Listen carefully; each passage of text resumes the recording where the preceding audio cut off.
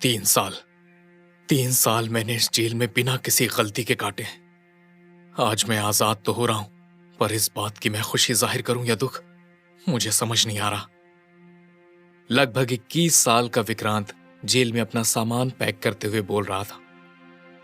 उसके सामने बैठा एक और कैदी ओंकारनाथ, जो काफी उम्रदार था, विक्रांत की बातें सुन रहा था। ओंकारनाथ की लंबी सी दाढ़ी थी, जो अब उम्र के साथ साथ सफेद हो चुकी थी। उसने मुस्कुराते हुए विक्रांत से पूछा, क्या सोचा है विक्रांत? क्या करोगे बाहर जाकर? विक्रांत ने एक गहरी सांस ली और बोला, जिसके लिए मैं यहां आया था, मेरी श्रुति, बाहर निकलते उससे शादी करूंगा और एक नई जिंदगी की शुरुआत करूंगा। श्रुति भी बेसब्री से मेरा इंतजार कर रही होगी। उसकी बात सुनकर ओंकारनाथ ने कहा, जरूरी नहीं है कि तुम जैसा सोच रहे हो वैसा ही हो, पर हां, एक नई शुरुआत तो जरूर होगी। विक्रांत ओंकारनाथ की बात समझ नहीं पाया। उसने अपना बैग उठाया और चलने के लिए तैयार हो गया। 3 साल ली और बोला, जिसके लिए मैं यहां आया था, मेरी श्रुति, बाहर निकलते उससे शादी करूंगा और एक नई जिंदगी की शुरुआत करूंगा। श्रुति भी बेसब्री से मेरा इंतजार कर रही होगी। उसकी बात सुनकर ओंकारनाथ ने कहा, जरूरी नहीं है कि तुम जैसा सोच रहे हो वैसा ही हो, पर हां, एक नई शुरुआत तो जरूर होगी। विक्रांत ओंकारनाथ की बात समझ नहीं पाया। उसने अपना बैग उठाया और चलने के लिए तैयार हो गया। तभी ओंकारनाथ ने अपनी उंगली से एक रिंग निकाली और विक्रांत की तरफ बढ़ाते हुए कहा, ये लो, इस रिंग को पहन लो और इसे हमेशा अपने पास रखना। रिंग? पर यह किस लिए? विक्रांत ने रिंग लेते हुए पूछा। ओंकारनाथ ने जवाब दिया, तुम्हें जल्द ही पता चल जाएगा, फिलहाल इसे पहन लो। विक्रांत ने रिंग ले ली और जैसे ही उसने रिंग पहनी, उसे एक जोर का झटका सा लगा। ओंकारनाथ ने विक्रांत के कंधे पर हाथ रखते हुए कहा, तुम्हारी जिंदगी बदलने वाली है विक्रांत। ओंकारनाथ क्या कहना चाहता है, यह विक्रांत को कुछ समझ तो नहीं आया, पर वो रिंग को देखकर विक्रांत मुस्कुराया। उसके रिहा होने का टाइम हो गया था, इसलिए ओंकारनाथ को अलविदा कहकर जेल से बाहर निकल गया। इन 3 सालों में जेल में विक्रांत से कोई भी मिलने नहीं आया था। जेल में भी वो सिर्फ ओंकारनाथ से बात करता था। विक्रांत के अलावा सभी कैदी ओंकारनाथ को पागल समझते थे। दरअसल ओंकारनाथ एस्ट्रोनॉमी, ज्योग्राफी और फोरेंसिक मेडिसिन, आयुर्वेद के बारे में बहुत कुछ जानता था, लेकिन जब वो कैदियों को इस बारे में बताता था तो कोई भी उसका यकीन नहीं करता था। ओंकारनाथ ने इन 3 सालों में विक्रांत के मेडिटेशन और अल्टरनेटिव मेडिकल स्किल को इंप्रूव करने के लिए बहुत प्रैक्टिस करवाई थी। जेल से निकलकर विक्रांत अपने घर पहुंच गया। उसने झिझकते हुए दरवाजा खटखटाया। विक्रांत की मां अनीता पाठक ने दरवाजा खोला।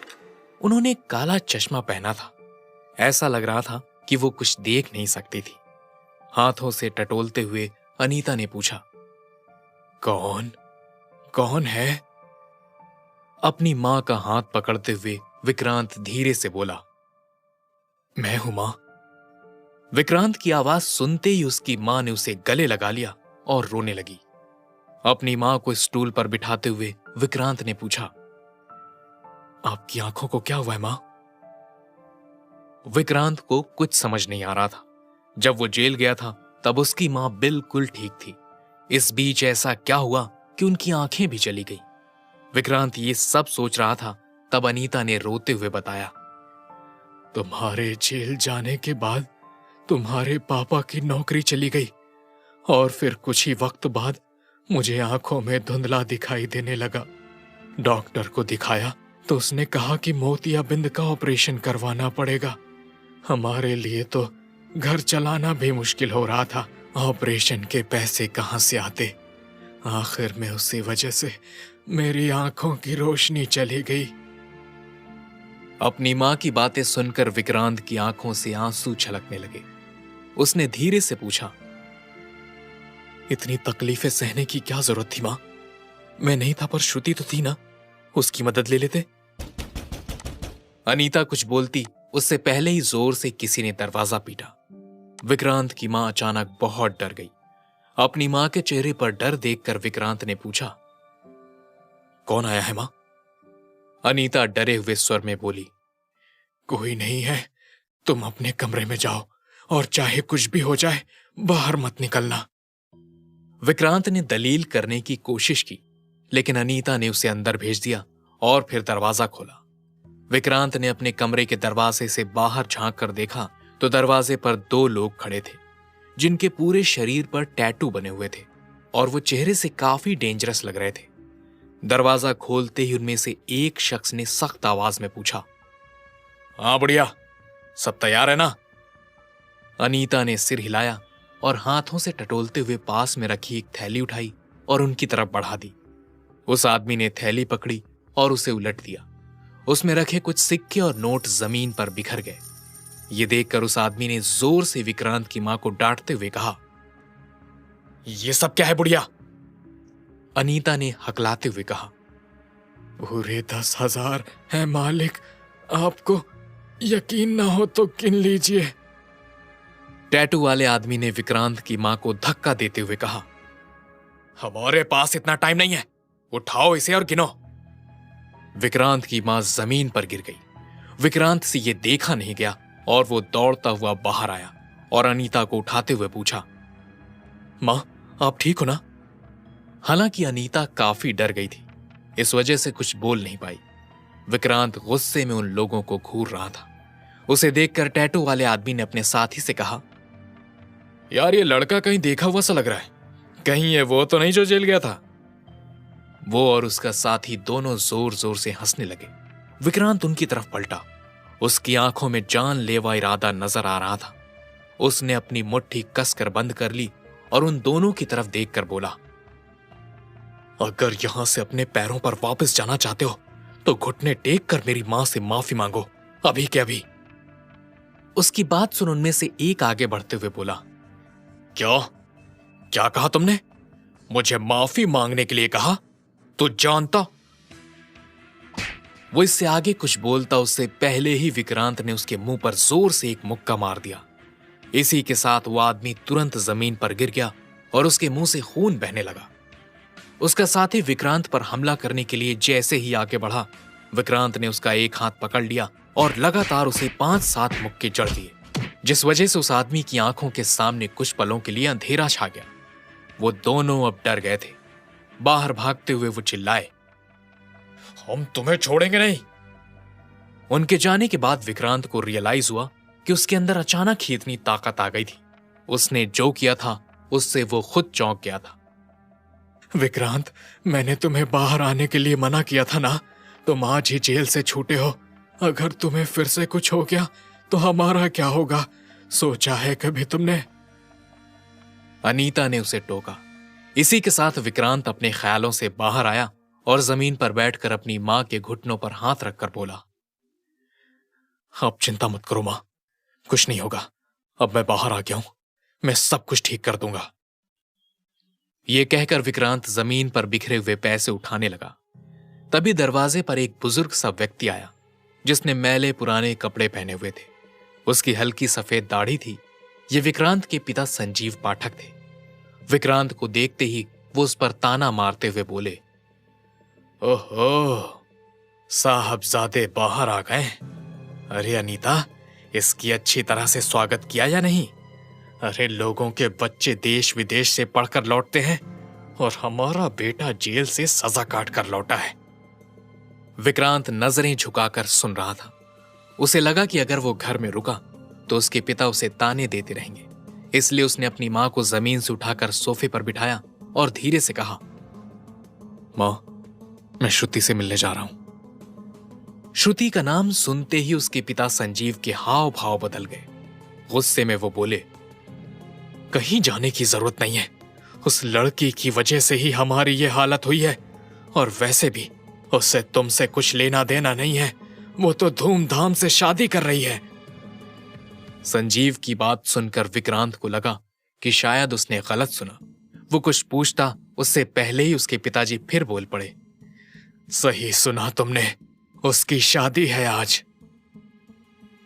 ये सुनकर विक्रांत दंग रह गया।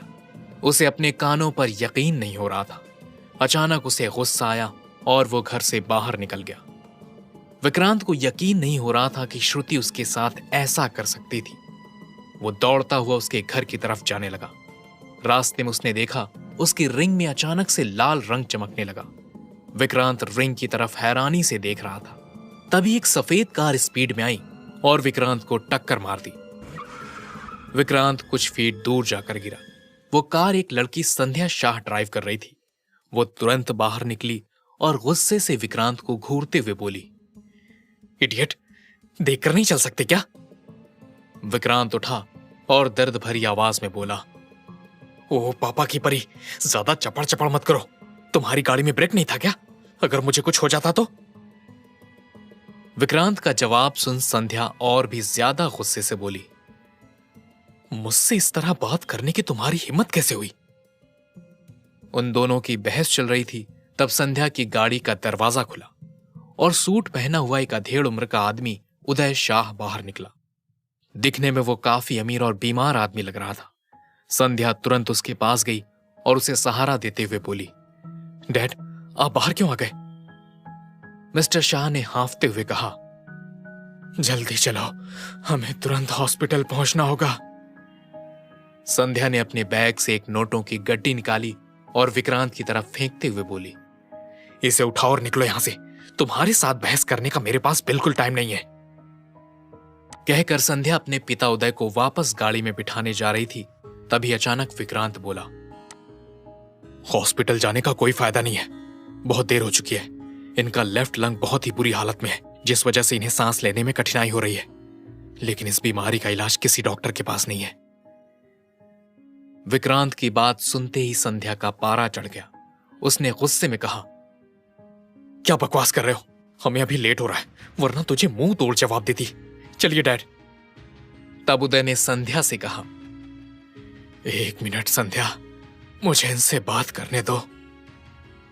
इतना कहने के बाद उसने विक्रांत से हांफते हुए कहा, तुमने कहा कि किसी डॉक्टर के पास इस बीमारी का इलाज नहीं है। इसका यही मतलब है कि तुम्हारे पास इस बीमारी का इलाज हो सकता है, तो क्या तुम मेरा इलाज कर सकते हो?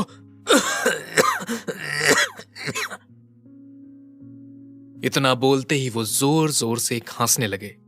विक्रांत तुरंत उसके पास पहुंचा और उनका कुछ ट्रीटमेंट किया, जिससे उन्हें बहुत रिलीफ मिला। उदय विक्रांत से काफी इंप्रेस्ड हो चुका था। उसने विक्रांत से कहा, तुम मेरे साथ चलो और मेरा इलाज करो। तुम्हें जो चाहिए मैं दूंगा। विक्रांत ने कहा, अभी मेरे पास बिल्कुल भी टाइम नहीं है, मुझे किसी से मिलने जाना है। शाह ने अपने वॉलेट से एक कार्ड निकाला और विक्रांत की तरफ बढ़ाते हुए बोला, ये मेरा कार्ड रखो, ये होटल मेरा ही है। आज शाम वहां जाना, हम साथ में डिनर करेंगे। विक्रांत कार्ड एक्सेप्ट नहीं करना चाहता था, लेकिन जैसे ही उसने कार्ड पर नाम पढ़ा वो शॉक्ड हो गया।